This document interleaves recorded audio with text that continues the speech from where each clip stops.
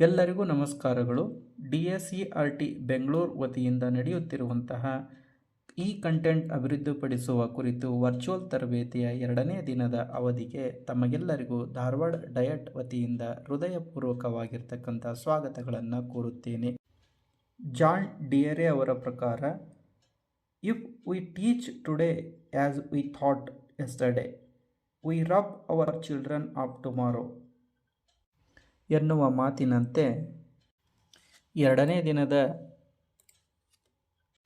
2ನೇ ಅವಧಿಯ ಹ್ಯಾಂಡ್ಸಾನ್ ತರಗತಿಯನ್ನು ಶ್ರೀ ಆಡಿಯೋ ಹ್ಯಾಂಡ್ಸಾನ್ ಇದನ್ನು ರಾಜೇಶ್ ECO ಮೈಸೂರು ಇವರು ನಡೆಸಿಕೊಟ್ಟರು. ಇವರು ಅಡ್ಯಾಸಿಟಿ ಮತ್ತು ಅಡ್ಯಾಸಿಟಿಯ ಫೀಚರ್ಸ್ಗಳು ಹಾಗೂ ಸ್ಪೋರ್ಟಿಫೈ ಈ ತಂತ್ರಾಂಶಗಳ ಬಗ್ಗೆ ಮಾಹಿತಿಯನ್ನು ನೀಡಿದರು.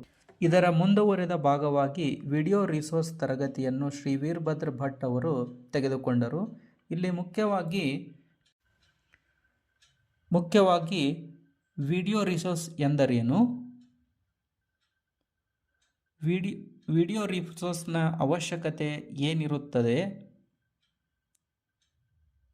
ವಿಡಿಯೋ ರಿಸೋರ್ಸ್ಗಳ ಹೇಗೆ ಉಪಯೋಗಿಸಬಹುದು ಎಂಬುದನ್ನು ತಿಳಿಸಿದರು. ಅದರ ಜೊತೆಗೆ ವಿಡಿಯೋ ಯಾವ ರೀತಿ ನಾವು ಕ್ರಿಯೇಷನ್ಸ್ ಮಾಡುವ ಅವಶ್ಯಕತೆಗಳನ್ನು, ಅದರಲ್ಲಿ ಮುಖ್ಯವಾಗಿ concept development, pre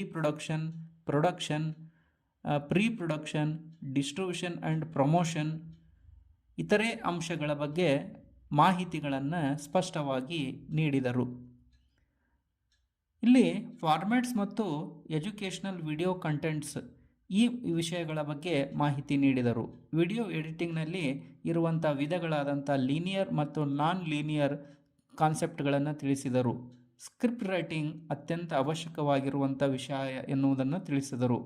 story building, ಅದರ ಜೊತೆಗೆ ಒಂದು ಚಿತ್ರವನ್ನು ತೋರಿಸಿ ಮುಖ್ಯವಾಗಿ ಆ ಸಂಪೂರ್ಣ ವಸ್ತುವನ್ನು ತೋರಿಸುವುದು, ಅದರ ಜೊತೆಗೆ ಯಾವ ವಿಷಯಗಳನ್ನು ಯಾರು ಹೇಳುತ್ತಿರುವರೋ ಅವರನ್ನು ಫೋಕಸ್ ಮಾಡಿ ಯಾವ ರೀತಿ ನಾವು ವಿಡಿಯೋಗಳನ್ನು ಎಡಿಟ್ ಮಾಡಬೇಕು ಅನ್ನುವುದನ್ನು ಸ್ಪಷ್ಟವಾಗಿ ತಿಳಿಸಿದರು.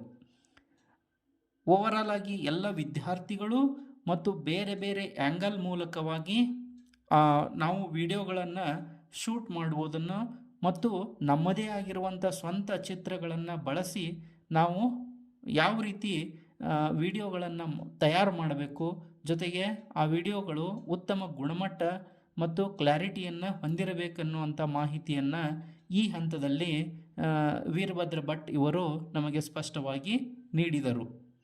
ಜೊತೆಗೆ ವಿಡಿಯೋ ಎಡಿಟ್ನಲ್ಲಿ ಬರುವಂಥ ಪ್ರಮುಖ ಅಂಶಗಳಾಗಿರ್ತಕ್ಕಂತಹ ಬೇಸಿಕ್ ವಿಡಿಯೋ ಎಡಿಟಿಂಗ್ನ ಟೆಕ್ನಿಕ್ಸ್ಗಳು, ಅದರಲ್ಲಿ ಕಟಿಂಗ್ ಮತ್ತು ಟ್ರಿಮ್ಮಿಂಗ್ ಸ್ಕೂಲ್ಗಳಿರ್ಬೋದು, ಅಡ್ವಾನ್ಸ್ ಟೆಕ್ನಿಕ್ನಲ್ಲಿ ಮೋಷನ್ ಗ್ರಾಫಿಕ್ಸ್ ಮತ್ತು ಅನಿಮೇಷನ್, ಆಡಿಯೋ ಇರ್ಬೋದು, ಆಮೇಲೆ ಅತ್ಯಂತ ಎಸೆನ್ಷಿಯಲ್ ಆಗಿರುವಂಥ ಓಪನ್ ಸೋರ್ಸ್ ಆಗಿರುವಂಥ ಟೂಲ್ಸ್ಗಳನ್ನು ಮತ್ತು ವಿಡಿಯೋ ಎಡಿಟ್ನ ಫಾರ್ಮ್ಯಾಟ್ MP4 ಮತ್ತು MPEG-4ಗಳ ಫಾರ್ಮ್ಯಾಟ್ಗಳ ಬಗ್ಗೆ ಮಾಹಿತಿಗಳನ್ನು ಸ್ಪಷ್ಟವಾಗಿ ತಿಳಿಸುವುದರು. ಅದರಲ್ಲಿ ಆಸ್ಪೆಕ್ಟ್ ರೇಷಿಯೋ 16:9 ಅತ್ಯಂತ ಸೂಕ್ತವಾದದ್ದು ಎನ್ನುವ ಮಾಹಿತಿಯನ್ನು ನೀಡಿದರು. ಧನ್ಯವಾದಗಳು.